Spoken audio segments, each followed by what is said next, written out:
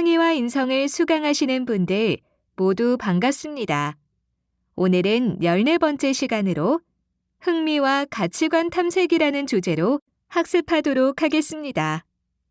먼저 흥미와 적성, 가치관 탐색, 워라벨이 무엇인지 살펴본 후 대학생과 수어라벨에 대해 살펴보도록 하겠습니다. 자, 그럼 학습을 시작해 볼까요? 안녕하십니까.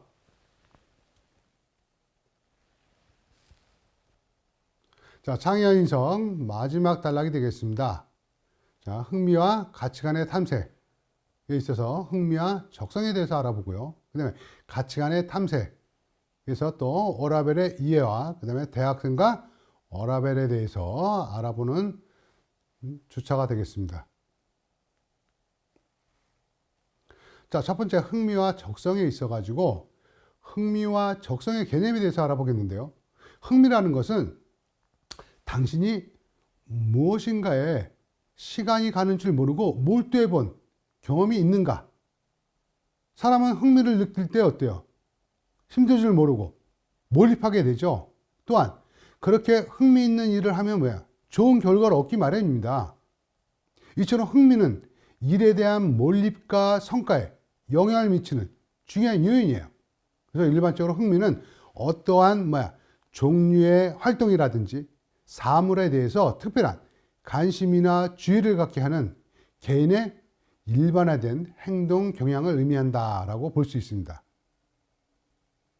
자, 즉 어떠한 일에 몰두하고 또는 몰두하고 싶어서 소망하는 것에 대한 흥미를 갖고 있다는 뜻이죠. 그래서 흥미는 한 개인이 종사하는 직업의 만족도라든지 노력의 투여량, 지속적 종사 시간을 결정하는 중요한 요인으로 알려져 있어요. 실제로 자신이 직업에 흥미가 클수록 그 분야에서 성공할 확률이 높죠. 그래서 흥미는 성장함에 따라서 변화한다라고 볼 수 있습니다. 어릴 때 흥미가 단편적이고 잘 분화되어 있지 않으면 일시적인 형태로 나타나죠. 그러면서 어때요? 성장하면서 흥미는 점점 분화되고 구체화되고 이런 경향이 있으면서 보다 지속적인 형태로 어떻게 변하는 특징을 갖고 있다라고 볼 수 있습니다. 자, 다음은 이제 적성에 대해서 알아보겠습니다. 인간은 누구나 나름대로 잘하는 분야가 있어요. 특히 진로를 결정할 때 자신의 독특한 능력, 즉 적성을 고려하는 것이 중요하죠. 그래서 인간의 지적 능력은 크게 일반 지능과 특수 지능으로 구분합니다. 그래서 일반 지능은 흔히 IQ로 표현되죠. 그래서 전반적인 지적 능력을 뜻하는 반면에 특수 지능은 특수한 분야에 대한 지적 능력을 이야기합니다. 그래서 적성은 일종의 특수 지능으로 특정한 일을 수행하는 데 필요한 특수 능력을 지칭한다랍니다. 이래서 어떤 직업이나 구체적인 과업 또는 일에 대한 성공 가능성을 예언하는 심리적인 특성이 될 수 있다라는 것이 이제 적성이 되겠습니다. 자, 다시 한번 말하자면은 적성에 맞는 일은 보다 쉽게 배우고 또 활용하고 다른 사람보다 어때요? 잘할 수 있는 가능성이 높죠? 그러면 스스로 어때요? 재미를 느껴. 따라서 학과에서 어때요? 직업을 정할 때 적성을 미리 파악하여서 그에 맞는 전공이라든지 직업을 정한다면 자신의 성공 가능성과 행복 가능성이 높죠. 여러분들도 지금 고등학교에는 그동안에 정해진 초등학교, 중학교, 고등학교를 통해 가지고 똑같은 과목이 연계되어 왔었어요. 그러나 대학에 입학하면서 본인이 하고 싶은 전공을 선택하니까 어때요? 뭔가 내가 선택했기 때문에 재미있고 흥미를 느끼죠. 그러니까 어때요? 학업 성적이 더 높아가고 그만큼 본인에 대한 감정이라든지 능력이라든지 이런 것이 한층 더 성향되죠. 그래서 적성은 타고난 능력이나 소질이라고 할 만큼 유전적인 성향이 강하다라고 볼 수 있습니다. 반면에 학습 경험이라든지 훈련에 의해 개발될 수 있는 것이 일반적인 또 견해다라고 보고 있습니다. 자, 여기서 이제 활동인데요. 어린 시절에 한번 꿈을 연상해 봅니다. 그래서 어린 시절 마음속에 간직하고 있던 꿈을 이야기해 보는 거예요. 현실 안의 꿈을 가두었다면 이제 꺼내 보는 것이죠. 그래서 어린 시절 꿈을 한번 상기하면서 잊고 있던 자신의 흥미와 관심을 이제 발견할 수 있다는 것입니다. 그래서 뭐 예를 들어서 뭐 음악을 틀어놓는다든지 그러면서 한번 이제 진행합니다.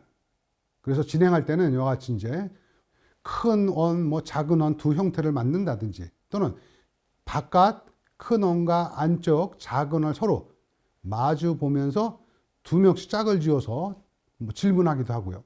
그 다음에 이제 시간이 지나면서 큰 원을 구성하는 사람들이 오른쪽으로 한 칸 이동하고 새로운 또 짝과 대화를 한번 또 시작해 보기도 하고.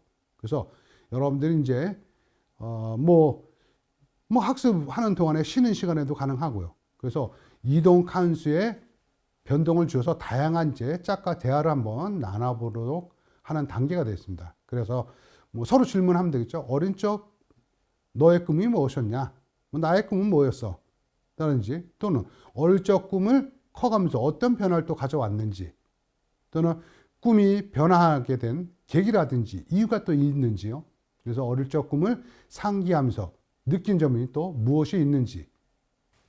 자, 활동에서 내가 생각하는 성공과 그 다음에 행복에 대해서 한번 작성해 봅니다. 그래서 사람마다 생각하는 성공과 행복 의미가 다르지만은 자신만의 성공과 한번 행복을 정의해 보기로 합니다. 그래서 내가 생각하는 성공이란 무엇이 있나 또는 나에게 행복이란 무엇이다 라고 이렇게 한번 작성해 봅니다.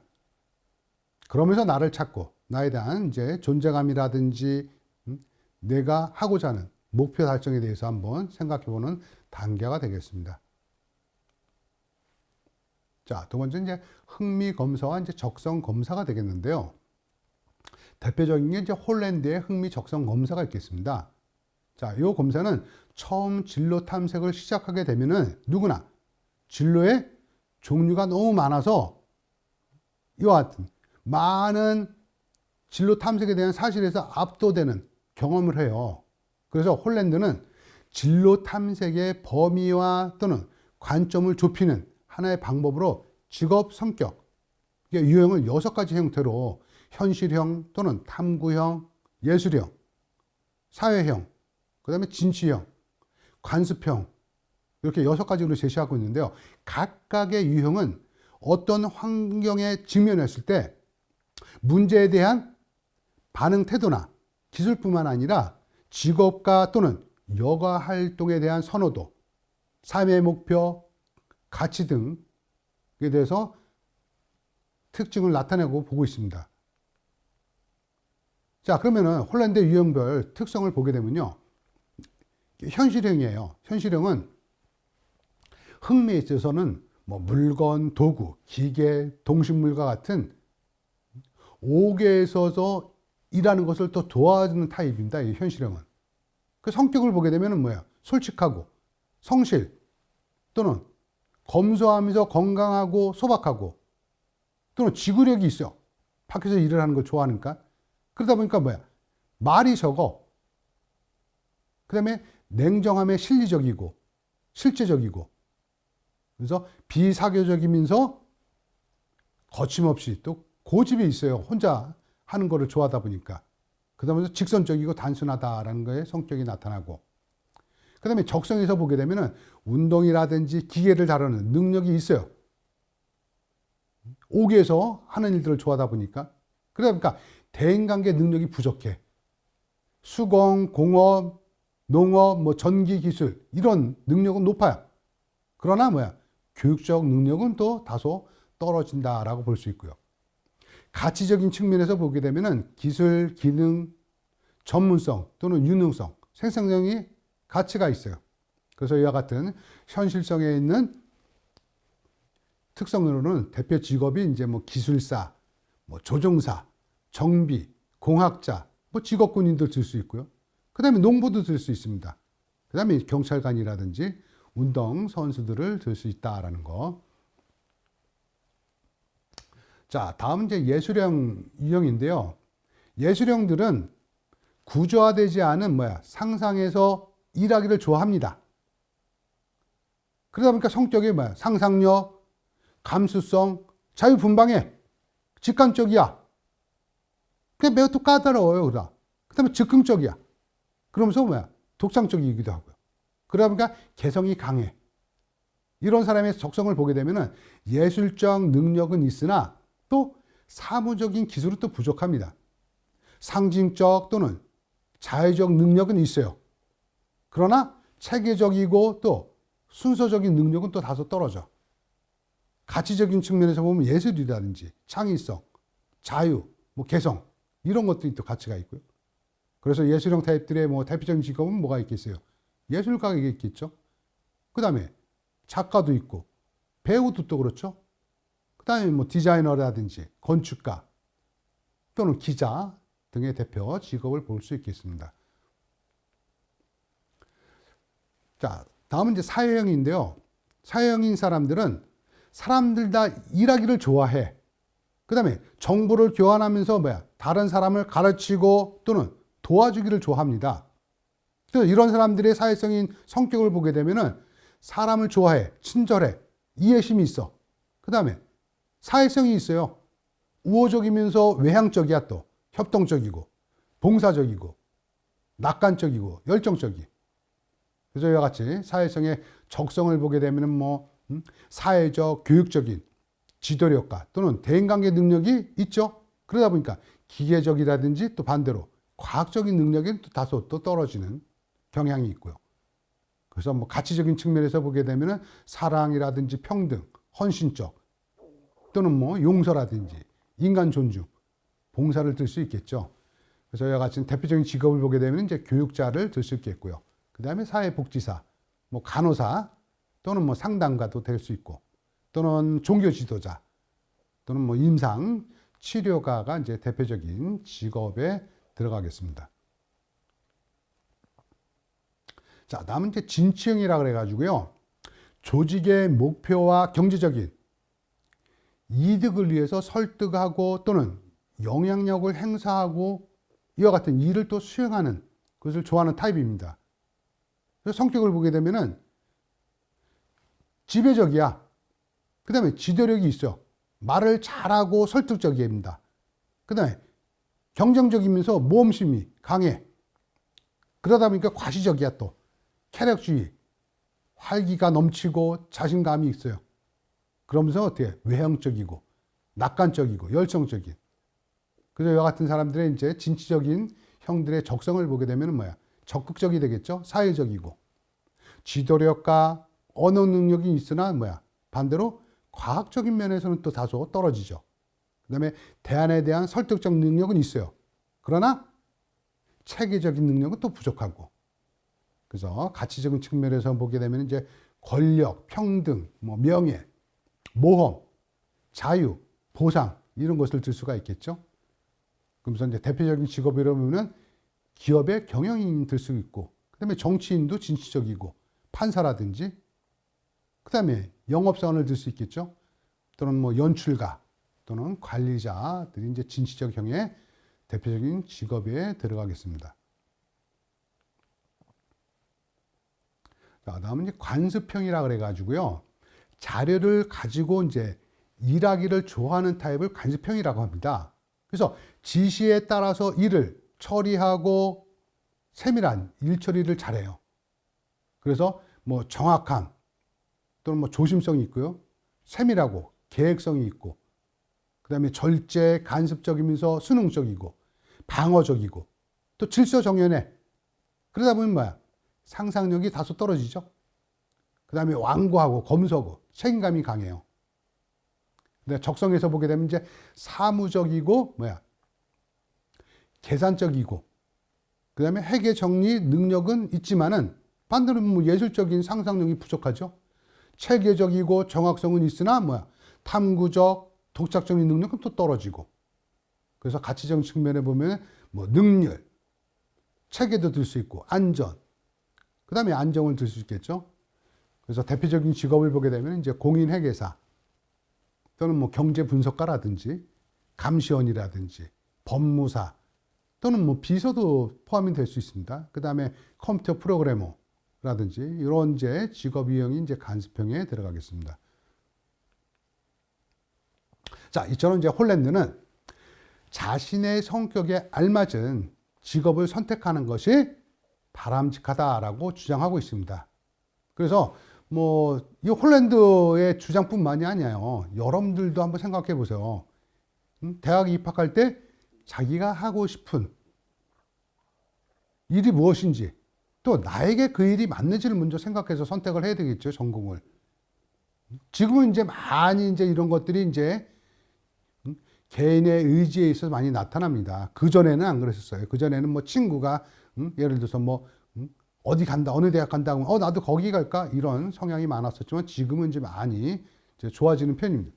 뭐 좋아진다기보다는 자기의 이제 주장을 확실하게 나타낸다고 볼 수 있겠죠. 그래서 성격에 적합한 직업에 보다 쉽게 적응할 수 있고 일하는데 흥미를 느끼면서 왜? 결과적으로 성공할 가능성이 높죠. 그래서 홀랜드는 처음에 한 개인이 하나의 유형에 속한다고 생각했으나 최근에는 어때요? 대부분의 사람들이 두세 가지의 복합된 유형을 가지고 있다라고 이론을 수정했어요. 자, 이와 같은 결과를 보게 되면 자, 어느 뭐 한두 개의 점수가 뚜렷하게 높은 경우는 자신의 유형에 적합한 직업으로 어떻게 고려하면 진로 선택이 어렵지 않죠. 그러나 뭐 뚜렷하게 끌리는 것도 없고 검사 결과에서 뭐 6개의 점수가 거의 뭐 유사한 사람도 있을 수가 있죠. 그래서 이런 사람들은 여러 영역에 걸쳐서 두루 흥미가 있기 때문에 어떤 일을 하더라도 뭐 재미있게 할 수 있을 것이다 라고 주장하고 있습니다. 자, 검사 결과를 이해하기 위해서는 여러분들 그림에 보면서 이제 홀랜드의 육각형 모형을 잘 보시면 돼요. 그래서 육각형에서 얼마나 흩어져 있는가를 살펴봐야 합니다. 서로 이제 인접하게 유사한 유형은 비슷한 적성 영역을 어떻게 쉽게 넘나들 수 있죠. 그러나 만약 검사 결과에 유형이 서로 인접해 있지 않다면 뚝뚝 이렇게 떨어져 있다면 진로 탐색에 좀 더 힘들 수가 있죠. 예를 들어서 뭐 사회형과 진취형은 모두 다른 사람들과 일하기를 좋아하는 거죠.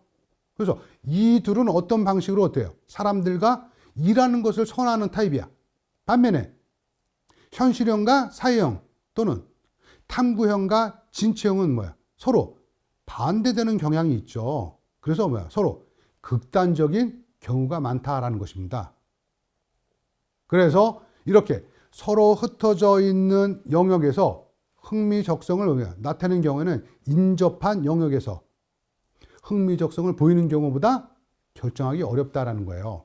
그래서 어느 것이 더 중요한지 구분하기 어렵거나 또는 두 유형을 통합하기 어려운 경우에는 가치관에 따라 가지고 가장 중요한 한 가지를 선택해야 할지 모릅니다. 이런 경우에 어떤 사람들은 일 이외에 추구하는 취미를 발전시키면서 반대 분야를 또 만족시키는 방법도 있겠죠. 또 반대편의 유형이 나왔을 경우에는 때로는 직업에 따라서 통합이 가능한데 이 경우 어떻게 그 특성을 조합할지에 대한 또 고민이 필요하죠. 또 이 밖에도 흥미와 적성을 알아보기 위해서는 다른 검사를 또 실시한다든지 그래서 비교 평가하거나 또는 가까운 진로 또는 전문가 상의하는 등 다양한 또 방법을 탐색할 수 있다라는 것입니다. 자, 이 그림이 이제 홀랜드의 육각형 모형이 되겠습니다. 자, 사회형, 진취형, 그 다음에 관습, 현실, 탐구, 예술형 이렇게 6개의 영역으로 나눠서 그래서 이제 맨 밖에 있는 선들은 매우 높은 상관관계를 갖게 되고요. 그 다음에 가느다란 선을 보게 되면은 어느 정도의 상관관계를 이제 이야기하고 있고, 점선은 매우 낮은 상관관계를 나타내고 있습니다. 자, 그러면은 현실형에 대해서 한번 알아보겠습니다. 현실형은 당신은 주변 사람들과 다르게 보이거나 또는 행동하는 것을 좋아하지 않아요. 타인과 매우 끊임없고 개방적인 대화를 합니다. 그 다음에 타인에게 성실해요. 그 다음에 성공을 자랑하지 않습니다. 그 다음에 뭔가 소유하는 것을 또 좋아해요. 그 다음에 태평스러운 성격이고요. 쉽게 또 단념하지 않습니다. 스스로 현실적이라고 생각해요. 그러면서 또 부끄러움을 잘 탑니다. 그리고 쉽게 당황하진 않아요. 그래서 전략을 또 즐기고 물건을 사면 비교적 저렴하고 실용적인 물건을 산다라는 거에서 여러분들 한번 체크를 해봅니다. 그래서 합계를 내봐요. 자, 다음은 이제 탐구형이 되겠습니다.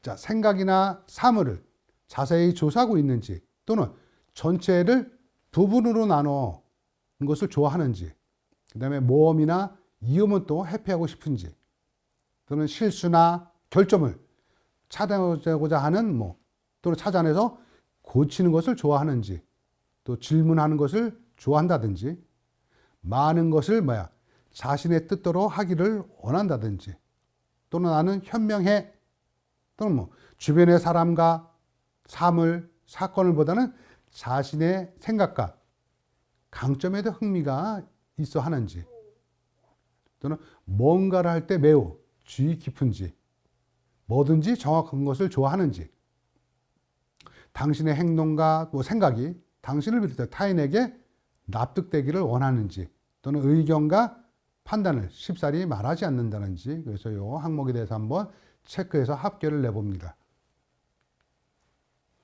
자, 다음은 이제 예술형이 되겠습니다. 자, 당신은 복잡하기 때문에 이해하기 어려운 사람이야. 또 뭔가의 순서를 바꾸는 것에 개의치 않는다든지, 당신은 감정에 민감한 것을 좋아한다. 당신의 생각을 명확하게 말하는 것을 즐긴다. 또 많은 좋은 아이디어를 가지고 있다. 상상적인 것에 대해서 재미 또는 흥미를 많이 갖고 있다라든지, 뭔가 실용성이 없어도 당신의 흥미를 끄면 그만이다라고 생각하는지, 또는 의사결정이 빠른지, 다른 사람과 다르다는 것에 신경을 쓰지 않는지, 타인과 다른 방식으로 삶을 또 보는지, 그래서 당신은 대부분 사람들과 다르면은 그건 당신에게 별 문제가 되지 않나 라고 생각하는지, 그래서 새로운 것을 창조하는 것을 또 좋아하는지, 이거에 대해서 예술형의 타입에 대해서 한번 체크해보고 합계를 내봅니다. 자, 다음은 이제 사회형이 되겠습니다. 그래서 당신은 매우 믿을 수 있다. 타인과 함께 일하는 것이 좋다. 또는 타인과 어울리는 것이 좋다. 타인과 함께 일하는 것이 좋다. 타인과 어울리는 것이 좋다. 타인에게 사려가 깊다든지, 타인을 돕는 게 좋다. 효과적인 완벽한 생각이 있다고 믿는다. 당신은 지혜를 가지고 있다. 온화하고 인정한 사람이다. 또는 옳은 일을 하는 것을 좋아한다든지, 친해지기 쉬운 사람이다. 또는 다른 사람에게 무례하지 않다. 그다음에 타인을 잘 이해한다라는 항목에 대해서 한번 체크해 봅니다. 자, 다음은 이제 진취형인데요. 위협은 두렵지 않다. 지금보다 나아질 수 있다면 도전하는 것이 좋아. 또는 타인의 주목을 받는 것이 좋다. 오랫동안 앉아있는 것보다 활동하는 것이 좋다. 앞뒤 가리지 않고 행동한다. 항상 좋은 일만 생길 거라 믿는다. 또는 유쾌한 상황을 경험하는 것이 좋다. 자기 자신에 대한 확신이 있다. 타인에게 성심을 다한다. 모든 사람들이 당신을 좋아하거나 적어도 당신을 알고 있다라는 진취형 항목에 한번 체크를 해봅니다. 자, 다음은 간습형입니다. 당신은 적절하게 행동한다. 매우 정직하다. 깔끔하고 정확한 게 좋다. 또는 모든 변화를 조심스럽게 고려한다. 사교적인 편은 아니다. 지시 상황을 잘 따른다. 정해진 것을 따르는 것이 좋다. 쉽게 좌절하지 않는다. 스스로를 현실적이라고 생각한다. 존재하지 않는 것에 대해서는 별 관심이 없다. 당신이 하는 모든 일은 유능한 것이 좋다. 라는 간습형 항목이 되겠습니다. 자, 이건 이제 활동에 있어서 능력과 흥미 찾기가 되겠습니다. 그래서 나열한 능력과 기술을 자신이 얼마나 가지고 있는지 스스로 평가해 보는 건데요. 각 능력이라든지 기술을 많이 가졌다고 생각하면 3점, 보통이다 하면 2점, 거의 없다 생각하면 1점에 표시해야 합니다. 그래서 표시한 두 문항씩 점수를 합해서 총점을 이제 칸에 적어 봅니다.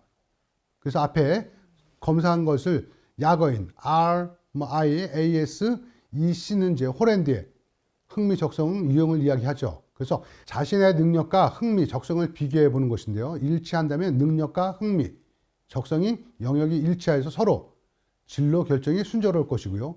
일치하지 않다면 능력과 흥미 차이를 어떻게 이제 진로 결정 과정에서 다루어 나가야 될 것인지 한번 생각해 봐야 되겠죠. 여기에서의 팁은 뭐냐면은 정확한 홀랜드의 흥미적성 검사는 학교 내에 상담실을 이용한다든지 전문가와 또 검사하기를 적극 권하기도 합니다. 자, 이것이 이제 홀랜드의 검사 결과인데요. 능력 기술에서 이제 여러분들이 점수를 정합니다. 기계를 다루는 기술이라든지, 손으로 하는 기술, 과학적인 능력이라든지, 계산 능력, 또는 예술적 재능, 음악적 재능, 또는 가르치는 재능이라든지, 다른 사람이 이해하기 또는 영업 능력, 경험, 경영 능력, 또는 서기 능력, 일반 사무 능력이 있는지에서 한번 점수를 매겨보고요. 총점을 내봅니다. 그 다음에 홀랜드 코드에 어디에 해당이 되는지 체크해 줍니다. 자, 두 번째는 MBTI 검사라고 그래가지고요. 대표적인 이제 성격 검사인 MBTI는 16가지 유형으로 사람의 독특한 특성을 설명합니다. 그리고 그 특징들은 직업과도 관계가 있다는 거예요. 그래서 MBTI는 진로를 탐색할 때 참고할 수 있는 하나의 도구입니다. 그래서 MBTI 유형과 직업이 반드시 일치하는 것은 아니에요. 그 결과와 직업 역시 우열이 없음을 기억할 필요가 있다는 것입니다. 그래서 요즘 젊은 청소년들이 많이 활용하고 있는 대표적인 검사 방법이 되겠습니다.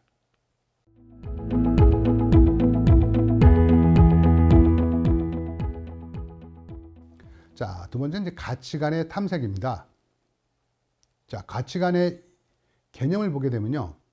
모든 사람이 돈이라든지 명예, 권력, 인기를 원할까? 그렇지 않다는 거예요. 조금만 들여다보면 사람마다 원하는 것, 바라는 모습이 다양하다는 사실을 알 수 있어요. 살면서 얻고자 노력하는 것 또는 위험이나 손해를 감수하면서도 가치 있다 여기는 것 또는 평생을 바쳐서 이루고 싶은 것들 사람마다 다르죠. 그래서 가치관은 개인이 특정 상황에서 어떤 선택이나 결정을 내려야 할 때 또는 특정한 방향으로 행동하게 하는 원칙이라든지 믿음, 신념을 의미한다는 것입니다. 그래서 가치관의 삶에서 무엇이 중요한가에 대한 개인적인 기준을 이야기하고요. 가치관은 우리를 특정한 방향을 향해서 특정한 방식으로 행동하게 하는 것입니다. 그래서 가치관은 성장 과정을 통해 우리가 살아온 환경과 주변 사람들의 영향을 내면화함으로써 형성되기도 하고요. 그 다음에 가치관은 동기의 원천이기도 하고 개인적인 성취의 기본이고 주어진 영역에서 개인의 수행 기준이고 성취 목표가 되기도 한다라는 것입니다. 따라서 전공을 선택하거나 직업을 정할 때 반드시 자신의 가치관을 고려해야 된다는 거예요. 왜냐하면 인간은 자신이 가치 있게 여기는 무엇인가를 할 때는 만족감을 엄청 느낍니다. 때로는 가치관 사이에서 충돌이 일어나 개인 내적으로 또는 진로 결정과 관련한 주변 사람들과의 갈등이 또 발생할 수도 있죠. 그래서 예를 들어서 자신이 몸과 마음이 여유와 또는 성취를 동시에 중요하게 생각할 수 있고요. 자신은 지식 추구의 가치가 높은데 부모님은 성취와 안정성을 또 중요하게 생각할 수도 있죠. 그래서 이러한 경우에 자신 또는 타인과의 관계에서 갈등이 발생할 수도 있고요. 그래서 충분한 자아 탐색과 대화를 통해서 가치의 우선순위를 정할 필요가 있다는 거예요. 그래서 인생에서 추구하고자 하는 자신만의 고유한 가치를 찾고 그에 맞는 직업을 탐색하여서 선택할 때 보다 행복한 삶을 살 수 있을 것이다 라는 것입니다. 그래서 가치관은 내면적 신념차기로 평소에는 잘 지각되지가 않아요. 그렇기 때문에 자신의 가치관을 아는 일은 쉽지 않다는 거예요. 전공이나 직업을 선택하기 위해서 자신의 가치관을 탐색해 보는 방법으로는 크게 세 가지가 있는데, 첫째, 보면 자기 자신에게 여러 가지 한번 질문을 던져서 자신의 가치관에 의식하는 방법입니다. 예를 들어 나는 어떤 인생을 살고 싶어 하는지, 또는 어떤 삶이 가치 있는 삶이라고 생각하는지, 나는 인생에서 무엇을 중시하며 살아갈 것인가 등의 질문. 그 다음에 자기 자신에게 지속적으로 의문점을 던지는 거예요. 그래서 평소에 의식하지 못했던 자신의 가치관이 좀 더 분명하게 드러날 수 있다는 것이죠. 이와 같은 방법은 여러분들 한번 이와 같은 방법 생각하기가 쉽지는 않을 거예요. 그러나 또 생각한다고 해서 정말 깊게 있게 생각하냐, 그것도 또 못해.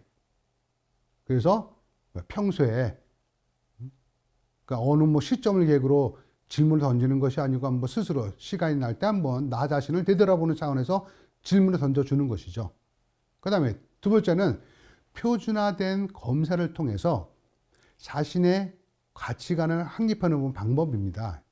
이건 이제 표준화된 검사를 통하는 거고요. 그 다음에 셋째는 집단 프로그램인 가치 명료화 프로그램을 통해서 자신의 또 가치관을 명확하게 인식하는 방법이 있겠습니다. 자, 그러면은 가치관의 검사에 대해서 한번 알아보겠습니다. 자, 개인의 가치 점수와 희망 직업의 가치 점수의 일치도를 확인하는 것인데요. 내 가치관 프로파일과 희망 직업 프로파일의 차이가 클수록 희망 직업의 선택은 쉽지 않겠죠. 차이가 작을수록 직업을 선택하기 쉬울 것 아닙니까?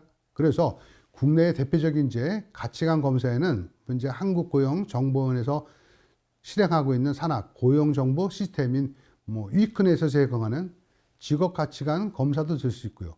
그래서 이 직업가치관 검사에는 직업을 선택할 때 중요하게 선택하는 직업가치의 13가지의 요인을 기준으로, 그래서 그 직업 가치관에 적합한 직업 분야를 안내해 주기도 하고요. 그래서 희망 직업의 가치 점수와 또 비교해 주기도 합니다. 그래서 이와 같은 방법을 통해서 또 가치관 검사를 해볼 수 있겠죠.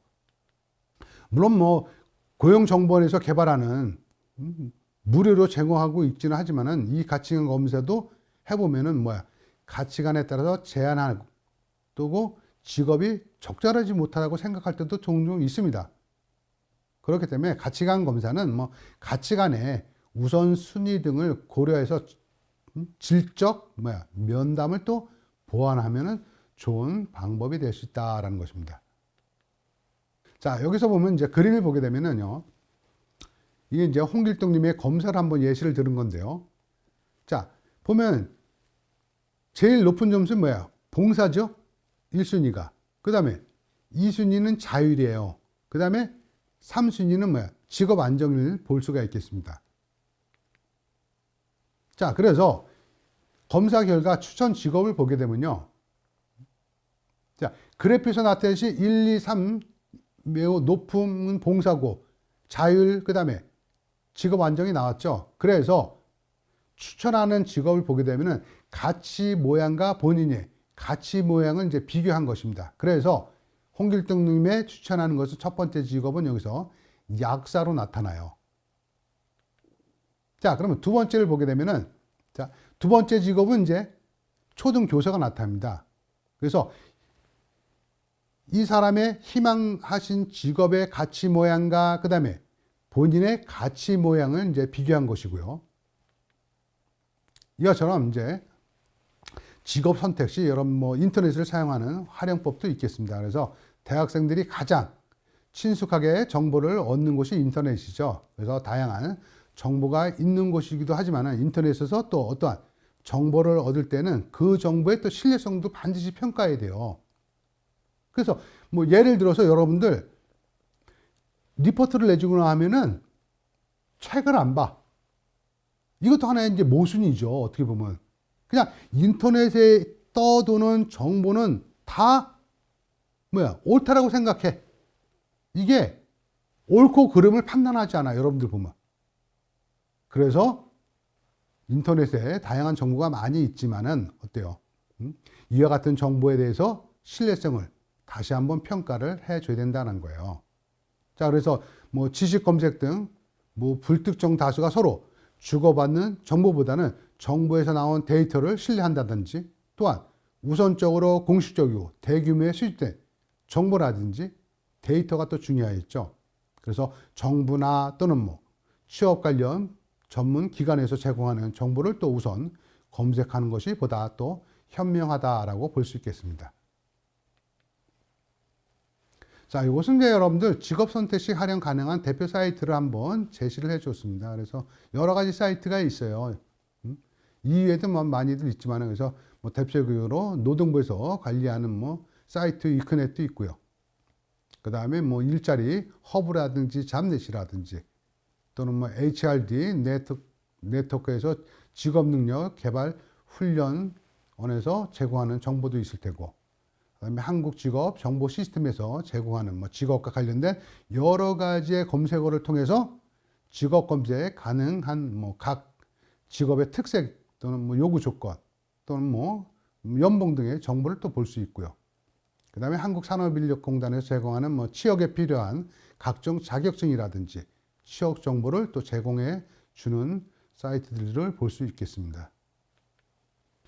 자, 소개한 사이트에 접속하다 보면은 관련 사이트 위에도 수십여 개가 존재해요. 그래서 기존 정보를 얻고 난 후에 관련 사이트를 이용해서 추가적인 정보를 얻을 수 있다는 것입니다. 그래서 비공식적인 경로를 통해서 정보를 얻을 때보다는 불특정 다수를 대상으로 하는 정보보다, 또는 해원제, 특히 실명이 가능한 카페라든지 동호회라든지 이런 것을 활용하는, 그래서 정확한 정보를 얻는 길이 최선의 활동 방법이고요. 그 다음에 예를 들어 운영자가 실제 경험이 있다면 더 좋겠죠. 그래서 예를 들어서 오프라인 모임에 종종 이루어지는 카페가 또 실질적인 정보가 또 보다 또 좋을 수도 있겠고, 또는 낮을 수도 있겠죠. 그래서 이와 같은 정보를 잘 여러분들이 그냥 활용한 데 있어가지고는 판단과 분석을 또 잘 해줘야 되겠죠. 자, 다음은 이제 활동에 있어가지고 한번 가치관의 경매에 대한 활동입니다. 그래서 이 활동은 경매 활동을 통해서 자신이 중요하게 생각하고 있는 가치를 발견할 수 있어요.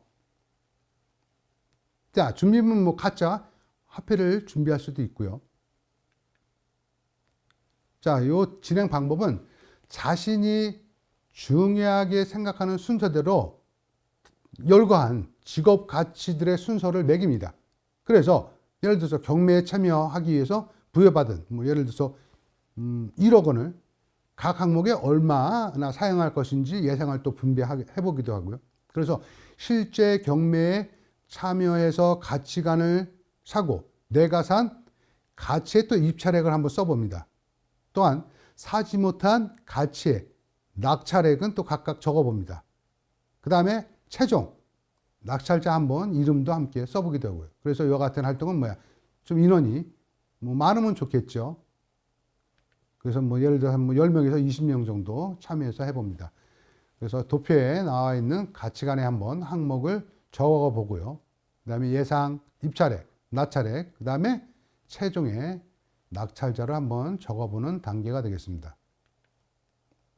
자, 이와 같은 단계를 거쳐가지고 나의 가치관의 이제 경매의 결과를 한번 봅니다. 나는 무엇을 가장 소중하게 생각한다.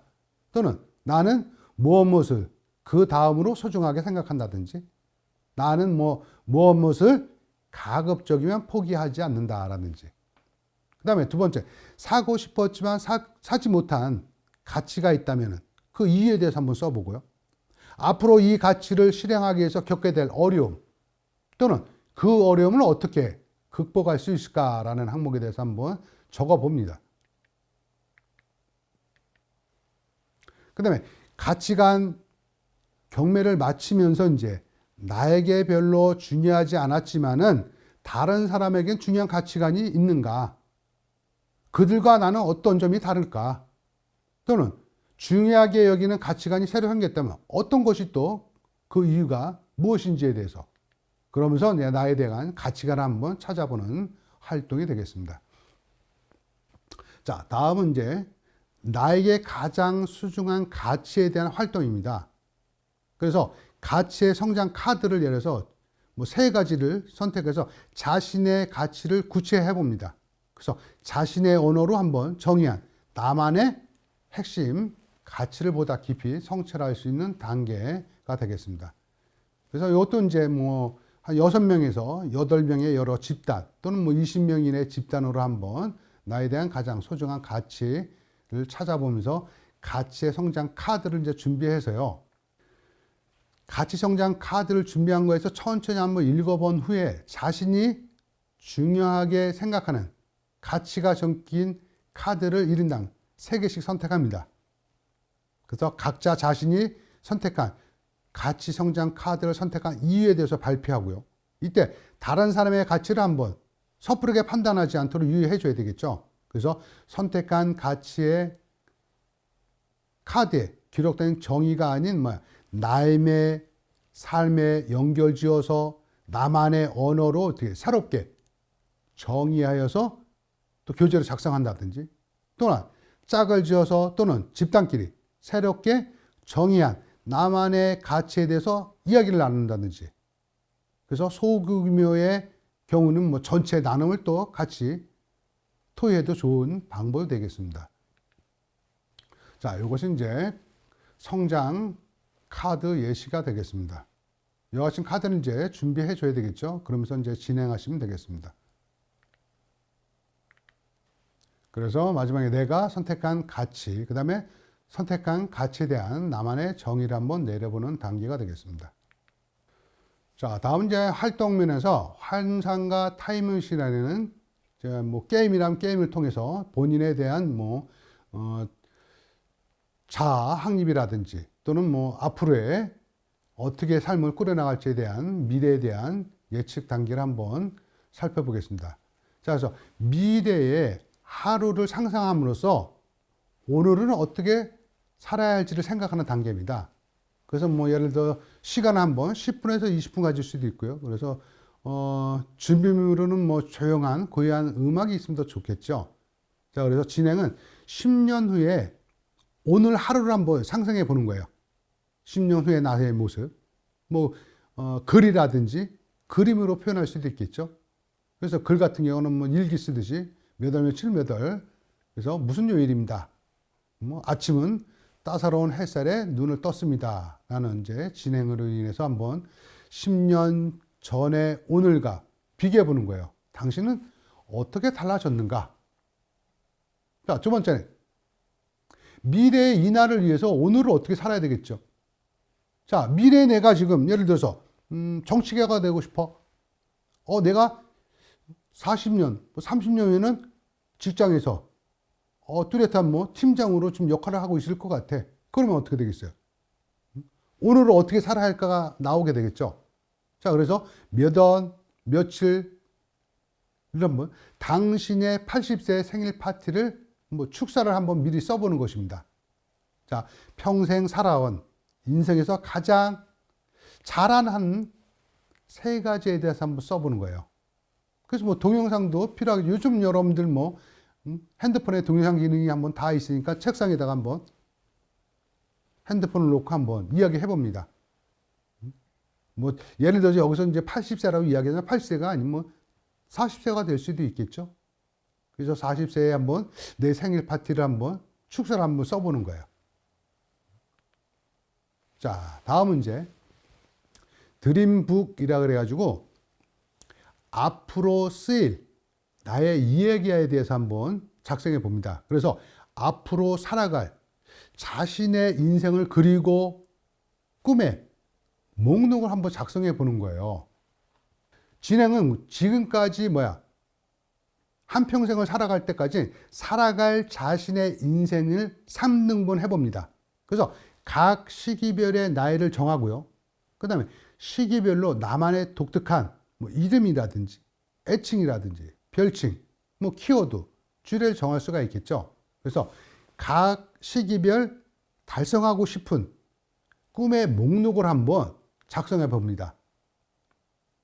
그래서 뭐 집단별로 할 수도 있고요. 그 다음에 또는 전체 합해서 자신의 드림북을 한번 발표를 해 봅니다.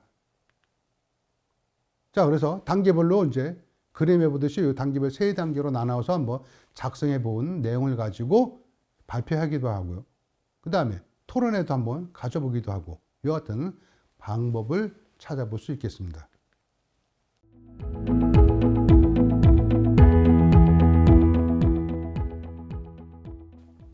자, 대학생과 워라밸에 대해서 알아보겠습니다. 자, 워라밸에 대한 이해에 대해서 워라밸의 세대는 1988년부터 1994년생까지 태어난 세대를 워라밸 세대라고 합니다.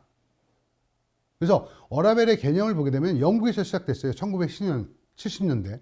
그래서 우리나라에서는 특히 2014년 이후 많은 사람들이 워라밸을 이제 포스팅하기 시작했습니다. 그러면서 2015년 이후에 우리 사회에서도 이제 보편화되기 시작했습니다. 자, 이것은 뭐냐면은 직장인들 사이에서 일과 삶의 균형을 뜻하는 워라밸입니다. 이것이 이제 트렌드가 확대되는 추세를 가져온 시기가 이제 2015년이라는 것이죠. 요즘 뭐 줄임말이 대세인 요즘에 보게 되면은 워라밸이라는 단어도 떠오르고 있는데요. 취직도 힘든 요즘 뭐 취직 후에 살기가 쉽지 않습니다. 뭐 이런 직장인들을 대상으로 만들어 놓은 단어가 워라밸이에요. 그러면 이 워라밸이라는 것은 어떠한 뜻이고 또는 어떻게 만들어진 것일까 한번 보겠습니다. 워라밸은 Work-Life Balance라고 그래가지고 요거에 대한 약자예요. 그래서 일과 삶과 그 다음에 밸런스라는 균형, 요 세 가지를 가지고 즉 워라밸이라는 것입니다. 자, 이 단어는 비슷한 시기에 뭐 미국에서 쓰였어요. 그래서 1980년대 영국에서 일어나 여성 해방 운동 때까지는 가장 먼저 사용됐다고 합니다. 그래서 가정 일을 전적으로 맡았던 여성들이 일까지 하는데 노동의 강도가 너무 과해. 집에서도 일하고 밖에서도 일하고 이러다 보니까 집안일을 할 수도 없고 이런 운동을 하게 된 계기가 된 것이에요. 그래서 내세운 조건 중에 대표적인 게 출산 휴가 또는 탄력적 근무제가 요 지금 워라밸 활동에 들어갑니다. 자, 그래서 우리나라도 계속 발전하면서 삶의 가치를 이제 중요시하고 있어요. 뭐 가상하면 야근의 우리나라를 뭐 야근의 나라라고 이야기하죠. 그래서 뭐 야근의 나라 대한민국 이렇게 이야기하기도 합니다. 그래서 소중한 하루를 일만 하다가 허비를 해요. 그래서 나온 것이 유연근무제 또는 탄력근무제, 선택적 근로시간제라든지 또는 시간 선택제 등입니다. 그래서 여성 해방운동 때 내세웠던 플렉스 타임과 같은 동일하다라는 관점이에요. 그래서 워라벨이 강조하는 것은 뭐야? 성취를 즐거움으로, 즉 먹고 살기 위해서 필수적인 일 그리고 개인의 삶, 이 두 개의 조화가 중요하다라는 것이 이제 워라벨이 강조하는 것입니다. 자, 그래서 워킹과 즉 라이프의 균형을 보면 1대1로 맞추는 게 정답은 아니에요. 현실적으로도 쉽지가 않고. 그래서 하루 종일 예를 들어서 병원에 근무하는 날이 있는 의사의 경우에는 뭐야? 퇴근 시간도 정해지지 않죠. 그런데 본인이 어떻게 환자를 살리는 가치를 중요시해서 일한다면은 워라밸이 잘못됐다고 할 수는 없겠죠. 다양한 사람 또는 다양한 직종들 중에 사람은 자신이 놓여 있는 환경이 모두 달라요. 그에 따라서 개인의 워라밸도 다르다고 할 수 있겠죠. 일도 중요하지만 인생을 즐기면서 사는 것도 중요하죠. 일을 엄청 해서 돈을 왕창 벌고 사고 싶은 차 또는 좋은 집을 살 수도 있겠죠. 그걸로 즐거움을 느낀다면 다행이지만은 혹시나 허무함을 느낀다면 좋지만은 않겠죠. 그래서 부자라고 무조건 행복하지 않다는 말이 있죠. 그래서 자신을 돌아보고 주변도 돌아보면서 우리 모두의 삶의 질을 높여봐야 된다는 거예요. 워라밸 시행의 대표적인 기업을 한번 보겠습니다. 자, 대표적인 게 유한 캠벌리를 보겠는데요. 유한 캠벌리 회사에서는 1990년도 초반부터 유연 근무제를 실시했습니다. 그러면서 육아 돌봄이라든지 자기 개발을 위해서 시차 출근제를 활용했고요. 그 다음에 임신 초기 또는 저학년 초등생을 자녀로 둔 직원은 임금 변경 없이 3개월간 재택근무제를 또 실시하는 대표적인 회사라고 볼 수 있고요. 그 다음에 신한은행을 보게 되면은 자율 출퇴근제, 그래서 일을 8시간 근무제를 시행하기도 하고요. 스마트 워킹 센터를 운영하면서 기존 사무실과 동일한 환경에서의 사무 공간을 제공해 주기도 하고, 그래서 시간과 공간에 제약 없이 일할 수 있는 방식을 또 마련해 주기도 하고, 그 다음에 스마트 재택 근무제도라고 해서 기획, 아이디어 도출 또는 상품 디자인 개발 등 은행, 전산망을 사용하지 않고 일할 수 있는 직원들 대상으로 집이라든지 기타 장소를 또 제공해 주기도 하고요. 자, 열심히 일하는 커뮤니케이션 회사를 보게 되면은 패밀리데이라 그래가지고요. 주 4, 5일째로 매주 금요일 1시에 퇴근하는 운영 방식을 채택하고 있고, 그 다음에 오전 9시 혹은 9시 30분 선택 출근제라든지 월요일 오전에 10시 출근이라든지, 그 다음에 질환지교 소프트라는 회사는 저가요라는 제도가 있다고 합니다. 그래서 한 달에 한 번 지연 출근제, 봉사휴가 등 다양한 일, 생활, 균형을 문화에 실천하는 방법이 있고요. 그 다음에 우아한 형제들의 회사를 보게 되면 지만가라는 제도가 있다 합니다. 이것은 이제 지금 만나러 갑니다라는 이제 줄임말이 되겠죠. 재미있죠? 지만가라는. 그래서 직원 본인과 가족의 생일에는 조기 퇴근을 보장하는 거. 그 다음에 휴가 보장이라고 하죠. 휴가에는 사유가 없다라는 제도를 또 운영하기도 하고요. 그 다음에 카카오 회사는 입사 후 3년마다 유급휴가 30일, 그래서 휴가비 200만 원을 지원해 주기도 하고, 휴가제도에서는 허가제에서 등록제로. 얼마나 좋아요. 그전엔 휴가 하려고 하면 직급에 맞춰가지고 허가를 받았는데 등록제야. 등록만 하면 언제든지 휴가를 갈 수 있는 이런 운영체제를 볼 수 있고요. 자, 그래서 이와 같이 각 회사마다 우리나라에도 이렇게 좋은 제도를 마련해 주는 회사들도 많이 있습니다. 자, 그래서 워라밸 세대의 이제 활동 유형을 보게 되면요. 일상형에서는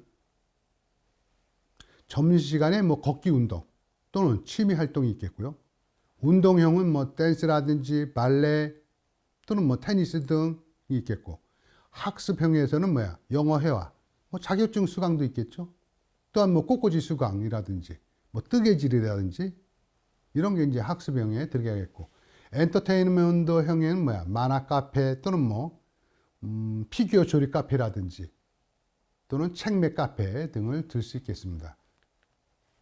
자, 다음은 이제 대학생과 뭐 수어라벨 해가지고, 이건 이제 워라벨을 이제 수어라벨 해서 라이프 밸런스를 이야기합니다.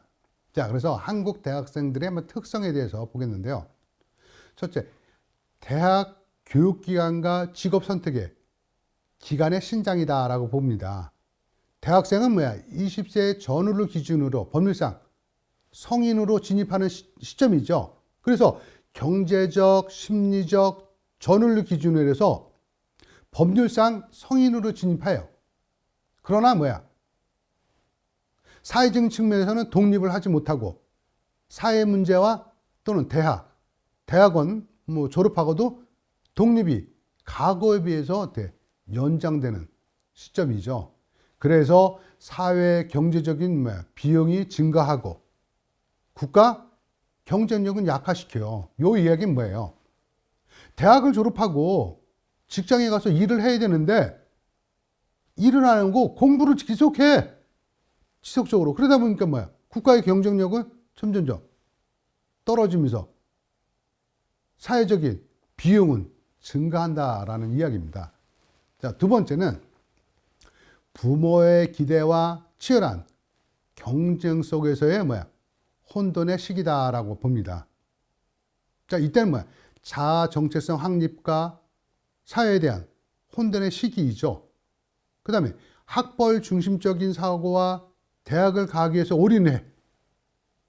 그 다음에 입시에 대한 중압감 속에서 대학에 진학하여도 인생에 대한 진지한 사회를 하지 못하고 불안과 고민, 갈등을 하게 돼요. 이것이 이제 두 번째 혼돈의 시기라고 할 수 있습니다. 자, 그래서 청년, 대학생의 삶을 보게 되면요. 학업, 그 다음에 일, 생활의 균형. 이 세 가지가 성공적인 발달 가업을 위한 수어라벨이라 그래요. 그래서 대학 생활에 대한 낭만, 꿈과 야망을 기초로 한 미래 설계, 호연지기, 대인관계, 자아성찰이라든지 삶의 가치 또는 윤리 등이 청년 대학생의 삶이라 할 수 있겠습니다. 자, 표를 보게 되면은 대학생들의 관심사예요. 이건 이제 약간 2013년도에 포털 사이트의 알바몬에서 조사한 것인데요. 자, 1위가 30.7%를 차지합니다. 이게 돈이에요, 보면. 등록금, 물가, 생활비 등이 1위를 차지하고 있고, 2업은 취업과 또는 취업 준비, 그 다음에 3위가 진로 설계, 4위를 보게 되면 이제 학점 관리, 그 다음에 장학금, 5위를 보면 이성관계, 연애라는. 참, 그래서 좀 안타깝죠? 이 조사 내용을 보게 되면은. 뭔가 청년, 대학생의 삶에서 좀 더 자아 성찰이라든지 삶의 가치, 윤리, 이런 것을 좀 성찰해야 되는데, 1위가 돈이야. 그러니까 이제 우리나라 안타까운 현실을 보여주고 있죠. 자, 그러면은 학년별 대학생의 관심사를 보겠습니다. 자, 1학년 때 보면은 여러분도 한번 생각해 보세요. 1학년 때 입학하니까 어때요? 대학교라는 자율성에. 그래서 과별 행사, 또 MT, 축제, 미팅, 이런 것들이 이제 관심사죠. 그래서 이때는 학점이 중요한가라고 생각합니다. 그러면 2학년에 이제 올라와서는 전공 공부 생각해 봐요. 그다음에 이제 남학생들은 이제 군대가 이제 제일 많이 생각이 들죠. 그다음에 술 문화도 있고요. 그다음에 돈이라든지 동아리라든지 선후배 관계 또는 아르바이트 또 소개팅, 또 어학연수, 또 뭐 해외여행 이러면서 아 학점이 중요하겠지라고 또 2학년 때 이렇게 생각해요. 자, 3학년 때 올라오면서는 이제 고학번에 대한 이제 스트레스를 조금씩 받습니다. 그러면서 아 학점 관리 이제 취업 걱정해요. 뭐 술을 많이 마셨다면 이제 음주에 대해서 후회하기도 하고 아 휴학할까? 그다음에 대외 활동의 회의감이라든지 선후배 간의 이제 세대차라든지 아 교환 학생도 한번 생각해보고 그러면서 이제 아 학점은 중요한 거였어라고 생각합니다. 그다음에 이제 마지막 이제 4학년 단계에서는 이제 취업 불안해 걱정 아 자격증 스펙 중요한가 따야 되나 그러면서 휴학도 한번 고민해봐요. 아 연애하기도 쉽다. 또는 이때서 이제 행운을 또 기다려보기도 해. 로또라든지 뭐 기대감이 차오기도 해. 그래서 4학년 때는 그래. 아 공부 아 더 열심히 할 것이라는 이제 그래서 이와 같이 여러분들에 대한 이제 관심사에 대해서 한번 알아봤습니다. 자 그러면 각 관심사에 맞춰 가지고 이제 대학생과 어업에 대해서 학업에 대해서는 이제 어떤 생각들이 있는지 한번 보겠습니다. 자, 학업이라는 건 뭐예요? 생애 주기 가운데 대학 시절에 가장 중요한 가업 중에 하나가 학업이죠. 그래서 헤비거스트라는 학자는 교육은 사회적 상승 이동을 촉진함으로써 사회 평등에 기여한다라고 학설하고 있습니다.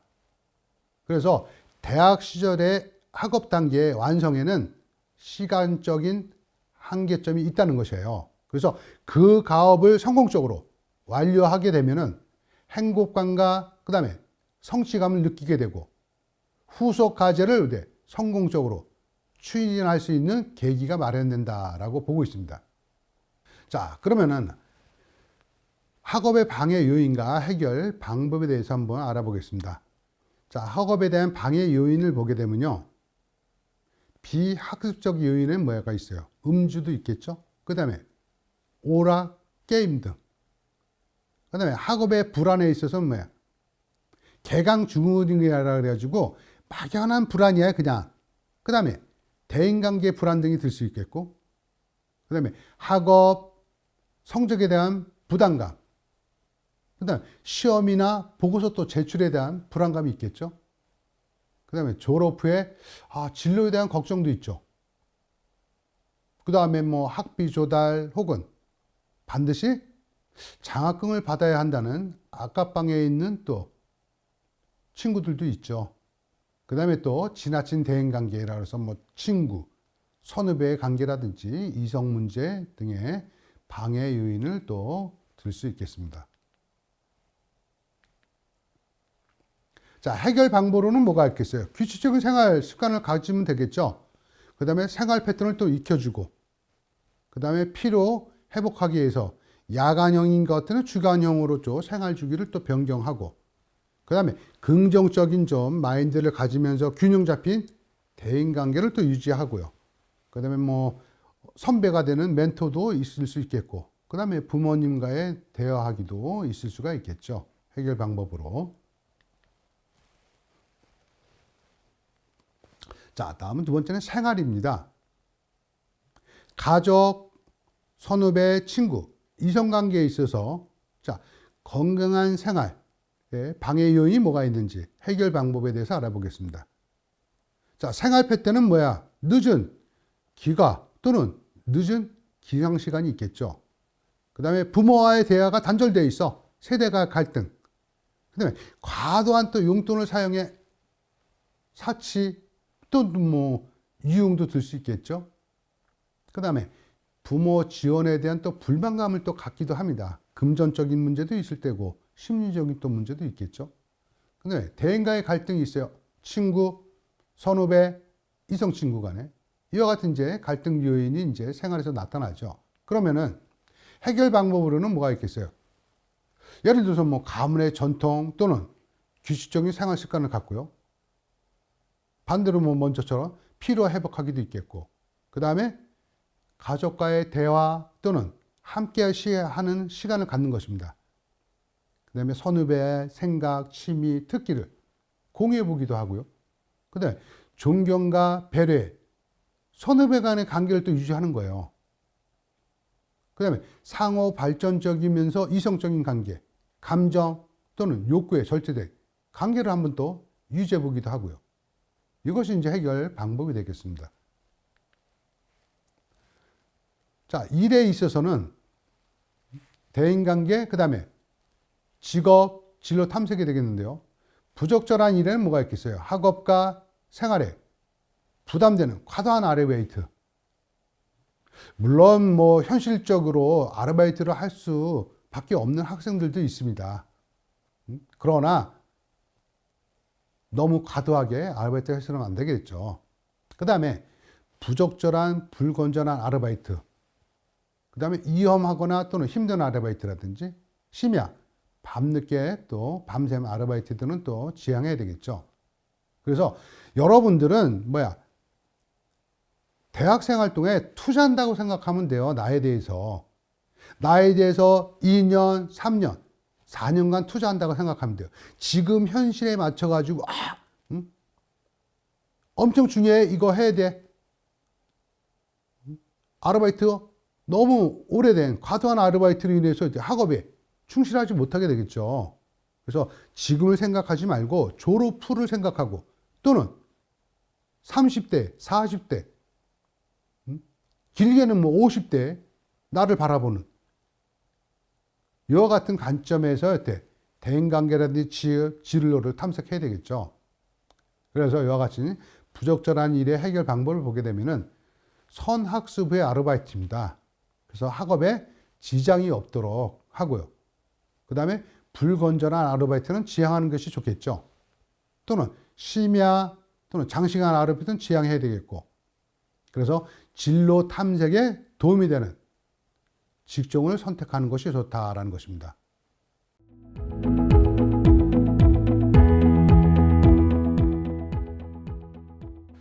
흥미와 가치관 탐색에서 흥미와 적성, 그다음에 가치관과 탐색, 그다음에 워라밸의 이해와 대학생과 워라밸에 대한 요약 정리가 되겠습니다. 자, 우리가 흥미와 적성에 대한 개념에 대해서 알아보겠는데요. 흥미라는 건 뭐야? 일반적으로 흥미는 어떠한 종류의 활동이나 사물에 대해서 특정한 관심이라든지 주의를 갖게 되고, 그 다음에 주의를 갖게 되게 하는 개인의 일반화된 행동 경향을 즉 이야기합니다. 이것이 이제 흥미라는 의미가 되겠죠. 자, 적성은 인간은 누구나 나름대로 잘하는 분야가 있습니다.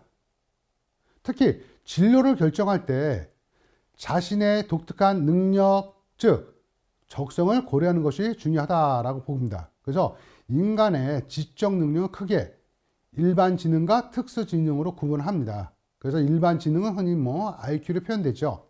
그래서 전반적인 지적 능력을 뜻하는 반면에 특수 지능은 특수한 분야에 대한 지적 능력을 이야기합니다. 그래서 적성은 일종의 특수 지능으로 특정한 일을 수행하는 데 필요한 특수 능력을 지칭한다라고 볼 수 있습니다.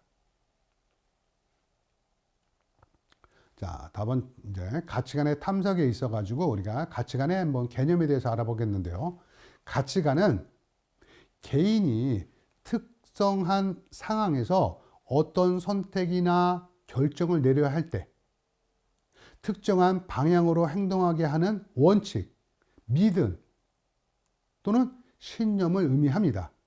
그래서 가치관의 삶에서 무엇이 중요한가에 대한 개인적인 기준을 이야기하고요. 그래서 가치관은 우리를 특정한 방향으로 가게끔 특정한 방식으로 행동하게 하는 이것이 즉 가치관의 개념이 되겠습니다. 자, 그래서 자신의 가치관을 탐색해보는 방법은 세 가지를 들 수 있는데요. 첫 번째는 자기 자신에게 여러 가지 한번 질문을 던져보는 겁니다. 그래서 자신의 가치관을 의식하는 방법이에요. 두 번째는 표준화되는 검사를 통해서 자신의 가치관을 확인해보는 방법이고요. 세 번째는 이제 집단 프로그래밍, 뭐 가치 명료화 프로그램을 통해 가지고 자신의 가치관을 이제 명확하게 인식하는 방법이 되겠습니다.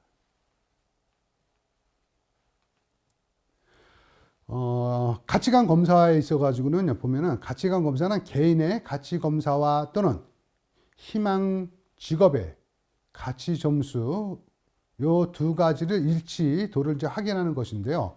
홀랜드에 흥미 적성 검사가 있습니다. 처음 진로 탐색을 시작하게 되면 이제 누구나 진로의 종류가 너무 많다는 사실을 이제 압도적으로 경험하게 돼요.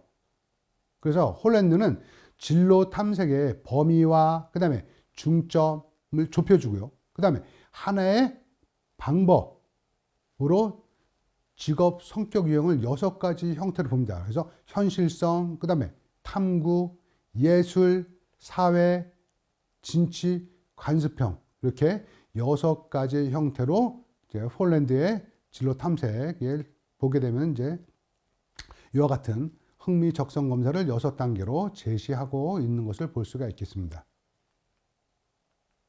자, 두 번째 MBTI 검사를 해서 지난주에 여러분들 한 번씩 다 경험해 봤을 겁니다. 그래서 대표적인 이것이 이제 성격 검사이죠. 그래서 MBTI는 16가지의 유형으로 사람의 독특한 특성을 설명하고 있죠. 그리고 그 특징에 대한 직업과 또 관계가 있고요. 그래서 MBTI는 진로를 탐색할 때 참고로 할 수 있는 하나의 도구 검사가 되겠습니다. 자, 다음은 이제 대학생과 워라밸에 대해서 보겠습니다. 자, 워라밸에 대한 이해에서 이 워라밸이라는 것은 1988년에서 94년생까지 태어난 세대를 이야기합니다. 자, 그래서 워라밸의 개념을 보게 되면요. 영국에서 시작했어요. 1970년대. 그래서 우리나라에서는 특히 2014년 이후에 많은 사람들이 이제 워라밸을 포스팅하기 시작했습니다. 그러면서 2015년 이후부터 우리나라 사회에서도 이제 보편화되기 시작했는데요. 이것은 뭐냐면은 직장인들 사이에서 일과 그다음에 삶의 균형을 뜻하는 겁니다. 그래서 워라밸의 이제 트렌드가 확대되는 추세를 보이게 돼요. 자, 그러면은 대학생과 이제 수워라밸이라고 그러죠. 한국 대학생들의 특성에 대해서 보겠습니다. 자, 우리 한국 대학생들, 여러분들의 첫째는 뭐야? 대학 교육기관과 직업 선택의 기간의 신장이죠. 두 번째는 부모의 기대와 치열한 경쟁 속에 이제 혼돈의 시기입니다. 자, 두 번째는 청년 대학생의 삶에 있어서는 이제 학업, 그 다음에 일, 생활의 균형을 둘 수 있겠죠. 그래서 성공적인 발달, 가업을 위한 수월함이 되겠고요. 그래서 대학 생활에 대한 낭만, 꿈, 야망 이런 것을 기초로 한 이제 미래 설계, 뭐 호연지기, 대인관계, 자아성찰, 삶의 가치와 윤리 등을 들 수 있는 시기라 볼 수 있겠죠. 자, 그러면은 학업에 대해서 보겠습니다. 자, 생애 주기 가운데 대학 시절에 가장 중요한 가업 중에 하나는 뭐 학업이죠. 자, 그래서 헤비거스트라는 학자는 이렇게 이야기합니다. 교육은 사회적 상승 이동을 어떻게 촉진함으로써 사회 평등에 기여한다라고 논술을 하고 있습니다. 그래서 대학 시절 학업 단계의 완성에는 시간적 한계점이 또 있을 수가 있고요. 그래서 그 가업을 성공적으로 완료하게 되면 행복과 성취감을 느끼게 하고 그 다음에 후속 과제를 어떻게 성공적으로 추진할 수 있는 계기가 마련된다라는 것이 이제 학업 주기가 되겠습니다. 그 다음에 생활에서 보게 되면은 가족, 선후배, 뭐 친구, 이성관계를 들 수 있겠죠. 그래서 여기서 이제 성공한 생활의 방해 요인과 해결 방법을 보게 되면은 자, 생활 패턴은 뭐야, 여러분들? 늦은 기가 또는 뭐 고등학교 때까지는 뭐 정해진 시간에 기상들 했어요. 그러나 대학 생활 하면서 어때요? 일찍 일어나기도 하고 늦게 일어나기도 하고 그 다음에 부모와의 대화가 단절되는 시기야. 세대 간의 갈등을 느껴. 그 다음에 과도한 용돈을 또 사용하기도 하죠. 그 다음에 부모 지원에 대한 불만, 금전적이 될 수도 있고, 심리적이도 될 수 있고, 그 다음에 대인관계의 갈등, 친구, 선후배, 이성, 이런 같은 이제 생활 요인의 갈등 요인을 들 수 있겠습니다. 자, 그러면 해결 방법은 뭐가 있겠어요? 규칙적인 생활 습관이 있겠죠? 그 다음에 피로 회복하기, 가족과의 대화라든지, 또 함께하는 시간, 선후배 간의 생각, 취미, 특기를 공유하기도 하고, 존중과 배려의 선후배의 관계를 또 유지하기도 하고, 그 다음에 상호 발전적인 이제 이성 관계를 유지하기도 하고, 이게 이제 해결 방법이 되겠죠. 자, 다음은 이제 일에 대해서 한번 부적절한 일과 그 다음에 해결 방법에 대해서 한번 보겠습니다. 자, 부적절한 일에는 뭐예요? 학업과 생활에 부담되는 과도한 아르바이트가 있겠죠. 그 다음에 불건전한 아르바이트, 그 다음에 위험하거나 또 힘든 아르바이트가 있겠고, 심야 또는 밤샘 아르바이트, 이건 이제 부적절한 일에 들어가겠죠. 여기에 대한 해결 방법은 다들 알고 있을 거예요. 선학습 후 아르바이트하고, 건전한 아르바이트를 또 지향하고, 그 다음에 심야 또는 장시간 아르바이트는 지향하는 게 좋겠죠. 그 다음에 진로 탐색에 도움이 되는 직종을 또 선택하는 해결 방법이 있겠습니다. 이것으로 14주차의 흥미와 가치관의 탐색에서 흥미와 적성, 그 다음에 가치관의 탐색, 오라발의 이해, 대학생과 어렵에 대한 요약 정리가 되겠습니다. 자, 1주차의 창의성 개념부터 이제 14주차 인성에 대한 강좌를 여러분들 학습하였습니다.